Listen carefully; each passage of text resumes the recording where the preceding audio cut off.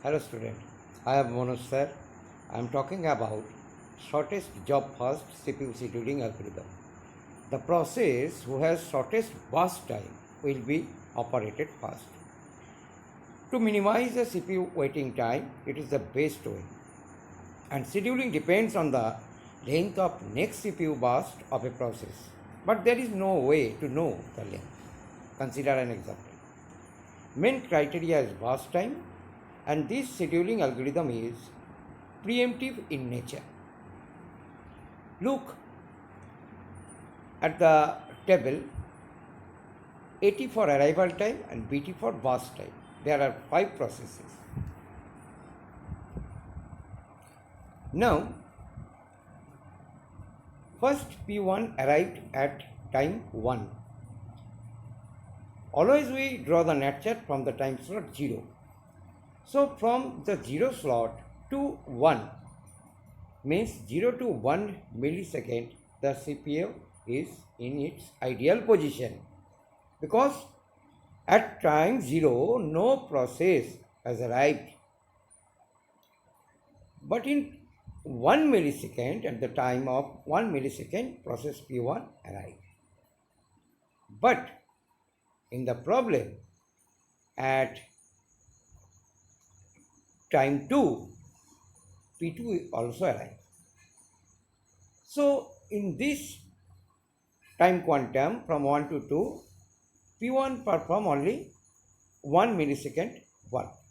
So it remains time is written in the green color, right hand side 5. Now P2 arrives. So at the time of 3 and up to 3, P2's remain working time is 3, because I have written in the right hand portion of the table. And at the time 3, P3 arrives. So this is preemptive in nature, so P3 will get chances. Now P2 done its 1 millisecond and remaining 3, P1 also done 1 and remaining 5. But at the time 3, P3 also arrived, so I am writing P. But consider that at the time of 3, P2 and P3 both have remaining burst time 2, because 3, because P2 also completed 1 and P3 burst time 3. So P2 and P3 both have same, so I given P2 at the time slot 3. And at time slot 4, the remaining burst time P2 is 2, so which is less than P4, which arrives at time 4. So again assign P2 at 4, and then at time P5, at the time slot 5, again I assign P2 again, because the remaining burst time is P2 is less, considering up to P4, P5. Now P2 has completed its total burst time, means it finishes its jobs. Now at the time 6, time quantum 6, the remaining burst time is P3, because remaining burst time of P1 is 5, P4 is 5, P5 is 4. Which one is less? P3. Now at the time slot 7, we again assign P3, because the P3 remaining time was only 2. Now again we consider P3 has completed its total workings, because P3 total 9, 7, 6 to 9, 6, 7, 8, 9. Okay. P3 already completed its work. Now consider the remaining burst time. P4 and P1 both are same, 5, 5. And P5 burst time is 4. Which one is less? P5. So we assign P5 at time slot beginning at 9 milliseconds.